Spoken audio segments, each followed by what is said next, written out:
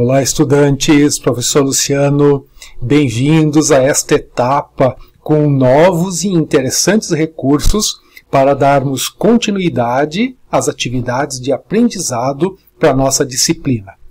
A universidade, seguindo as orientações de nível estadual, federal, ministério, adotou esses procedimentos no sentido de resguardar a nossa comunidade acadêmica e, ao mesmo tempo, no sentido de manter o máximo possível o nosso calendário acadêmico. E por que isto é muito bom? Isso mantém as programações pessoais de conclusão de disciplinas, as programações pessoais no que diz respeito à conclusão de curso, formatura, ou seja, os projetos de vida estão respeitados neste novo formato. É interessante que, para a realização das nossas atividades, nós teremos um conjunto de recursos. Então, eu peço que vocês sempre estejam atentos quando acessarem o ambiente da disciplina ao aviso que vier surgir, leiam com atenção o aviso, consultem sempre as orientações gerais da disciplina. Para quê? Para ver o que está programado para aquela semana, para ver as datas dos nossos encontros, confirmem os horários. Nas orientações gerais da disciplina também tem um vídeo, o link de um vídeo, com orientações de como utilizar os recursos do nosso ambiente Blackboard. Então, qual é a ideia?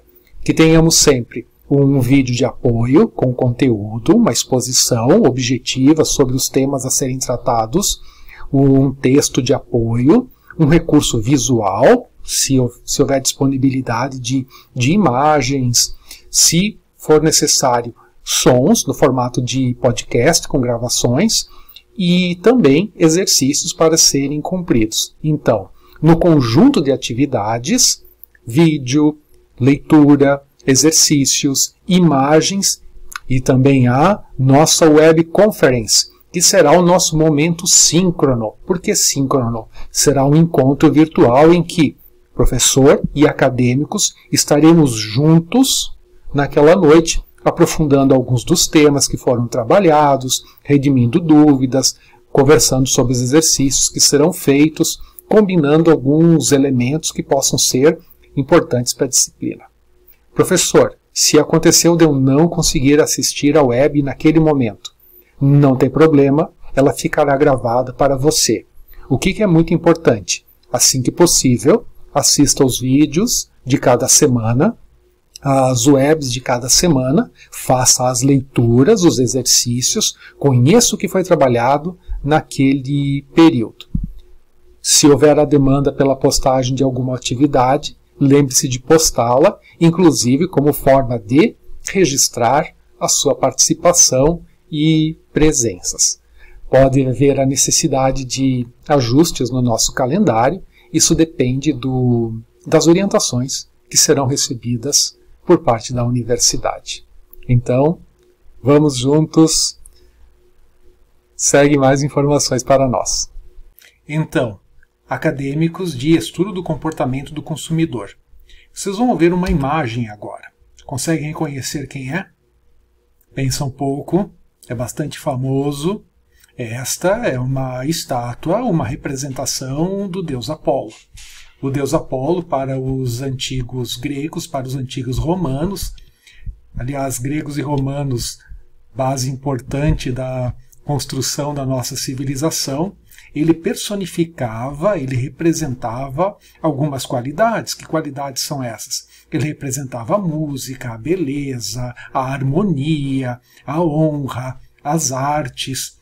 Então, para as pessoas daquela época, quando elas queriam pensar em alguém que representasse esses valores, que representasse essas características, eles lembravam de Apolo, o deus para eles que tinha esta significação.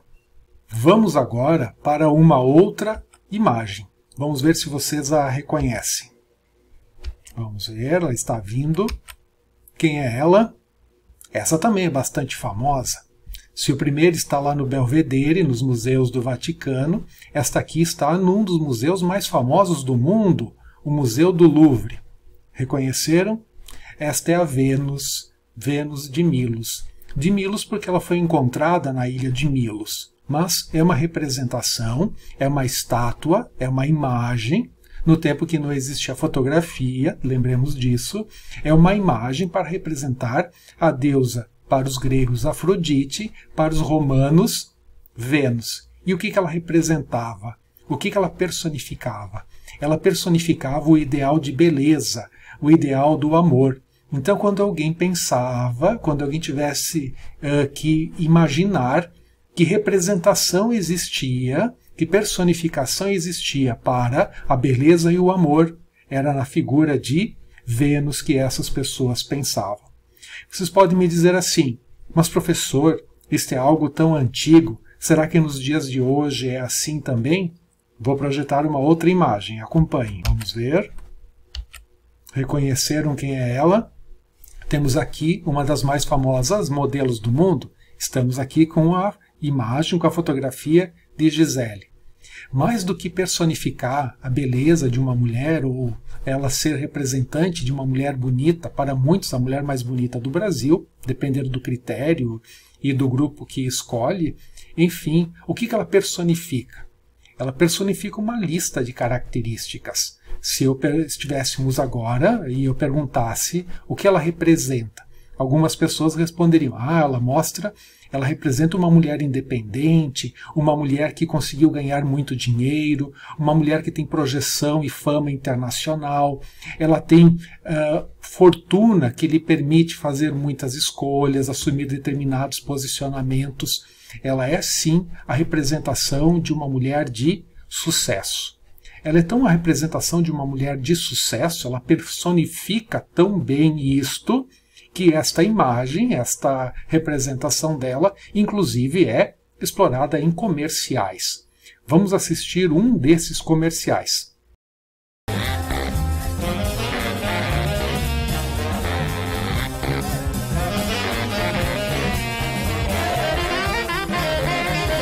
Do you think they're ready for me? Oh, it's so hot in here. Like this? Wait. Is it good? Gorgeous. Bigger. Bigger is better. What about ouch? Yeah, coffee, please. Oh my god. It's so hot in here. What time is it? Grab the shoe. Am I late? I'm late. I have to go. I'm late. Is it good? Hey, she's the one.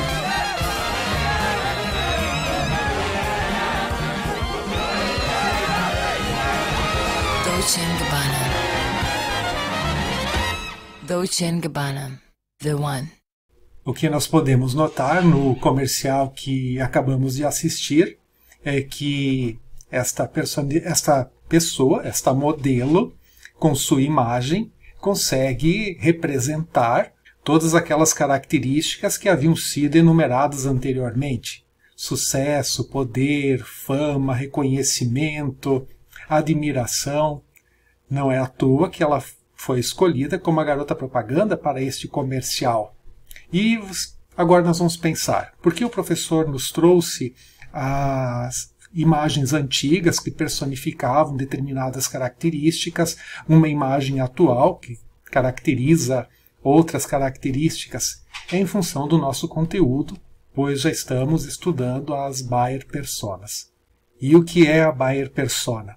A Buyer Persona, uma representação, é aquele cliente que possa ser representativo do cliente, que é o nosso consumidor e com o qual nós queremos ter um especial relacionamento. Por que isso é tão importante?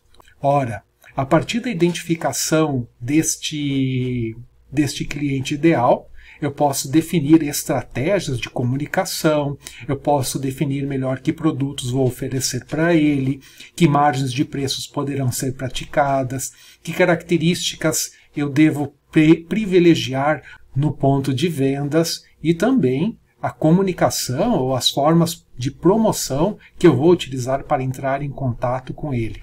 Então, ao observarmos, né, a persona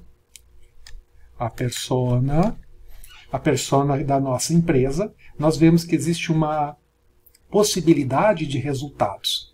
De onde é que esse resultado é obtido?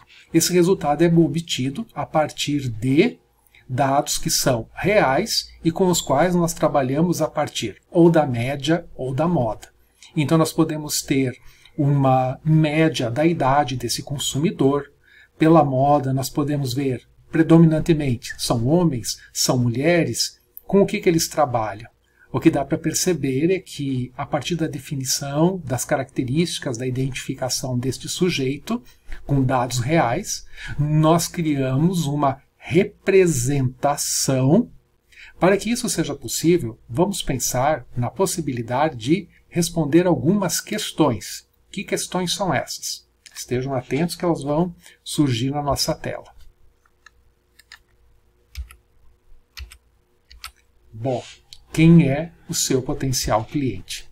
Que características físicas, psicológicas, especialmente daquele indivíduo que é o responsável pela compra?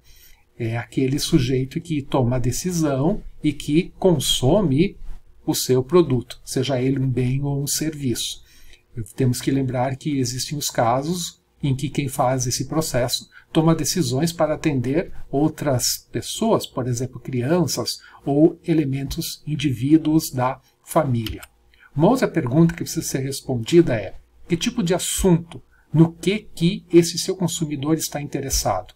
Então, vamos conversar sobre viagens, vamos conversar sobre cultura, arte, lazer, política. Qual é o assunto com o qual ele se interessa? Assunto esse que vincula o seu consumidor com a sua marca, com o produto que você tem para oferecer. Isto vai um pouco além daquelas obviedades do tipo, eu tenho uma empresa de agência de viagens e fico trazendo informações sobre pontos turísticos. É um pouco além disso. É no sentido de reconhecer que interesses o teu cliente, o teu consumidor tem, de maneira que você possa atendê-lo. Vamos imaginar que ele tem um interesse especial por gastronomia. Ora, eu tenho uma empresa de agências de viagens e eu posso sim mostrar para ele propostas de locais turísticos e que possam despertar interesse na culinária e na gastronomia da região. Então eu posso, a partir desses assuntos que interessam para ele, lhe manter um contato, mantê-lo informado, de maneira que quando ele quiser, por exemplo, através de uma viagem, conhecer novas opções gastronômicas, ele lembre prioritariamente da minha agência. Uma outra pergunta que precisa ser respondida. Bom, o que ele faz? O que ele costuma fazer? Ele faz passeio, faz caminhada, vai no cinema, teatro, ele estuda, cuida dos filhos. Com o que ele ocupa o tempo dele? Ainda, que nível de instrução ele tem? Nesse caso, um nível de instrução em termos formais. E nível de instrução normalmente remete à profissão. Na profissão dele, existe algum desafio que ele está tendo que enfrentar? Há alguma meta que ele queira cumprir? Será que se eu sou o dono de, por exemplo, se eu sou uma loja que vende roupas alto esporte, roupas bastante elegantes, talvez ele não fique tão interessado em receber conteúdo sobre a fabricação de roupas, mas ele pode ficar interessado em ver como executivos, pessoas bem-sucedidas na área na qual ele trabalha, como que essas pessoas se vestem, ou a importância da roupa nos relacionamentos interpessoais. Percebem que, no conjunto dessas informações, nós vamos obtendo um perfil muito mais próximo daquele sujeito que compra conosco. E nós podemos representá-lo do mesmo modo que houve uma representação da música, da beleza, das artes, do sucesso. Apolo, Vênus, Gisele. Da mesma forma que houve essa representação, nós podemos criar uma representação do nosso consumidor e é nesse sentido, então, que se constroem as buyer personas. Ainda, é algo bastante importante para definirmos esse perfil, que informações ele consome, que veículos de comunicação ele assiste, como é que ele se informa, por que meios ele se informa. As redes sociais, quais redes sociais são essas? Além de ser importante, óbvio, para que tenhamos um contato, um canal de contato com este consumidor, conhecendo que conteúdos estão ali disponíveis, nós temos uma ideia, nós podemos ter uma aproximação maior do que ele tem recebido de informação. Bom, aí vem a pergunta de vocês.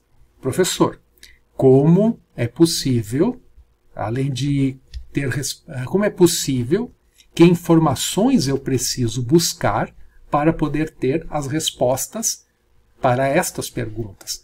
E o que isso significa? Para poder responder estas perguntas, são necessárias perguntas que vêm antes. Por exemplo, para eu poder dizer que características físicas ele tem, eu devo ter perguntado alguns dados do tipo demográficos. Para eu poder dizer que características ele tem em termos de preferência, eu tenho que ter perguntado para ele o que ele aprecia, como que ele ocupa o tempo dele, que hobbies que ele tem, que informações ele busca, de que maneira ele busca essas informações nos meios pelos quais ele faz uso. Para que possamos aprofundar então os nossos conhecimentos, nos materiais didáticos da disciplina já está disponível para vocês um texto. Este texto, além de reforçar os conteúdos e de reforçar os conceitos essenciais, ele vem acompanhado de vários links que permitem o quê? Permitem acesso a sites, softwares e aplicativos que são úteis para que possamos criar as imagens, as figuras das nossas buyers personas. Outra característica interessante desse material que já está disponível para vocês são listas de perguntas que podem ser feitas para definirmos o perfil do nosso consumidor. Professor, eu preciso fazer todas aquelas perguntas? Não. Há um conjunto em torno de 100 perguntas apresentadas para vocês. Algumas delas são mais importantes de acordo com o perfil do negócio onde você atua. Pode ser mais interessante conhecer os desafios de um profissional que está se encaminhando na carreira, se você, por exemplo, tem bens e serviços para esse profissional, do que seria os desafios se o seu consumidor, por exemplo, é alguém cujo perfil é da terceira idade. Note, as perguntas que vamos selecionar para definir o cliente da nossa organização, elas devem ser suficientes para que possamos responder as perguntas deste slide.